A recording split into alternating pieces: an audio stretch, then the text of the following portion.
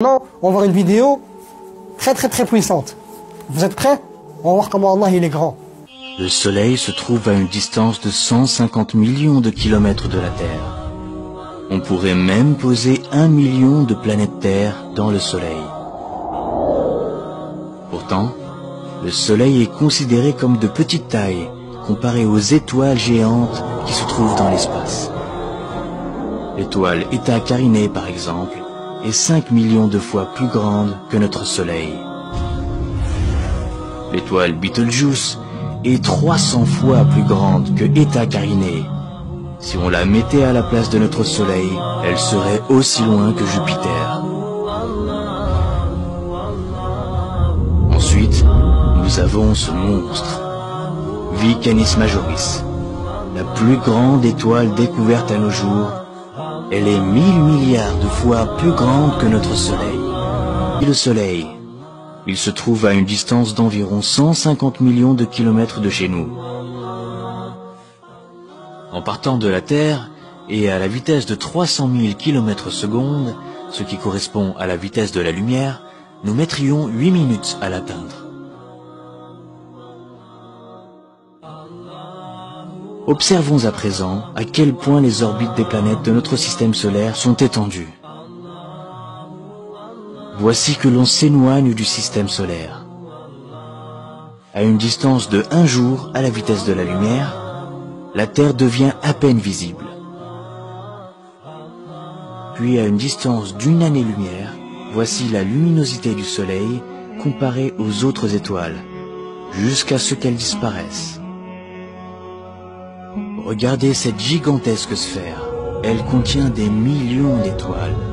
Nous sommes à une distance de 70 années-lumière de la Terre. Du haut de ces nouvelles contrées inaccessibles, elle n'est plus qu'une petite aiguille insignifiante dans une botte de foin galactique. La Voie lactée est alors à 100 000 années-lumière. Puis, la Voie lactée, à son tour, devient un tout petit point parmi des centaines de milliers d'autres galaxies, et a fortiori, parmi des milliards d'autres galaxies, à une distance de 100 millions d'années-lumière. En poursuivant ce voyage cosmique, nous atteignons des distances qui défient l'entendement. Nous voici aux confins des constellations, à 5 milliards d'années-lumière, et ceci est ce que l'on a pu mesurer de plus grand à ce jour.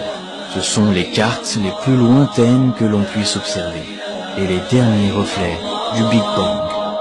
Arrivé à la fin de cet incroyable voyage intercéleste, à une distance époustouflante de 13,7 milliards d'années-lumière, et qui contient des trillions de galaxies, nous voilà en vérité dans le premier ciel du bas monde et ses ornements. Zinatus Sama'i Dunya. Tout ce que l'on vient d'entendre et de voir sur les étoiles et ses orbites, ses galaxies et ses astres, et si l'on se conformait aux nouvelles théories des multiverses ou métaverses, tout cela n'est autre que le ciel du Sama'i Dunya, le premier ciel du bas monde.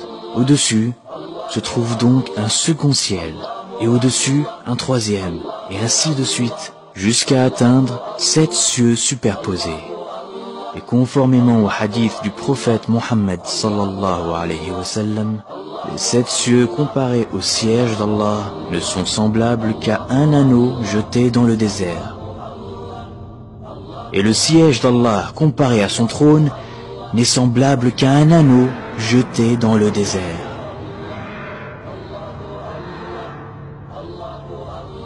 Si tout ce vaste univers qui dépasse l'entendement n'est autre que la pièce de monnaie et le désert, le trône d'Allah, alors imaginons la grandeur d'Allah.